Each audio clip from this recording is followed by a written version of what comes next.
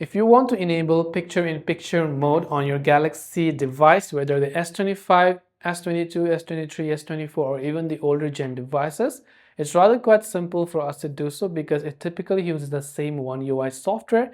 But before we get started, make sure to leave a like and hit the subscribe button, and without any further ado or delay, let's get started with today's video. Enabling picture-in-picture mode on Galaxy S25 or S25 Ultra is very simple. Now, if you want to enable this setting for a certain app, right, you can go ahead and then open up settings. Then you can simply go to the option called apps. Then you can tap the three dots option and select special access over here. Under special access, look for picture-in-picture. And then over here, you can simply select the yes button or the toggle icon next to any of the app where you want to enable picture-in-picture. It's as simple as that. This is how you can enable picture-in-picture on Galaxy S25 or S25 Ultra.